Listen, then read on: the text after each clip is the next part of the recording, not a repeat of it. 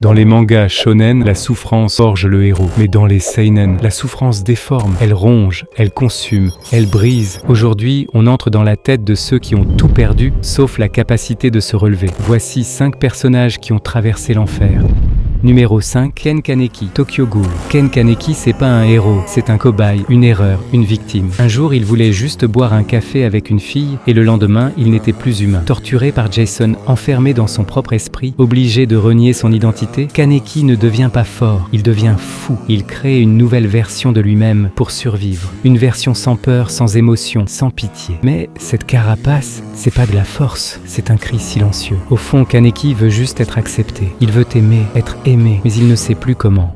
Numéro 4, Johan Liber, Monster. Johan, c'est le néant sous forme humaine. Pas de colère, pas de regret, pas d'émotion. Il manipule, il tue, il détruit, et pourtant, il n'élève jamais la voix. Tout le monde pense que c'est un monstre, mais la vérité, c'est qu'il a été façonné pour le devenir. Expérience médicale, séparation avec sa sœur, abandon total. Il veut juste prouver que la vie n'a aucun sens. Et dans ce vide qu'il impose aux autres, on sent qu'il le vit en permanence. Johan n'est pas fort, il est vide, et c'est ça, le plus terrifiant. Numéro 3, Berserk. Guts, c'est la rage. Mais une rage née de la souffrance, pas de la haine. Née d'un cadavre, élevé sur les champs de bataille, violé par ceux qui l'entouraient, trahi par le seul homme qu'il appelait frère. Il a tout perdu. Sa famille, sa femme, son œil, son bras, sa paix. Et pourtant, il continue d'avancer. Non pas parce qu'il a de l'espoir, mais parce que s'arrêter serait pire que mourir. Chaque nuit, les démons viennent se traquer. Chaque jour, il doit se battre pour protéger ceux qui restent. Guts est brisé, mais il refuse de plier. Et c'est dans ce refus qu'il devient invincible. Numéro 2,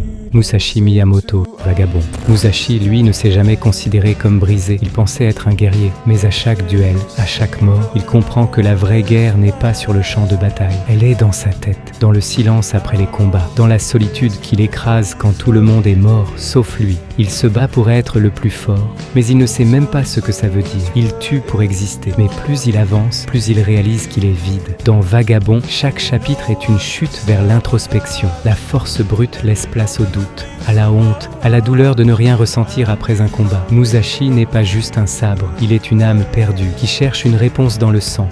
Numéro 1, Thorfinn, Vinland Saga. C'est l'histoire d'un gosse volé à lui-même. Né dans un foyer paisible, il devient orphelin à cause d'une trahison. Et à partir de là, tout part en vrille. Il passe son enfance à suivre l'assassin de son père, avec une seule obsession, se venger.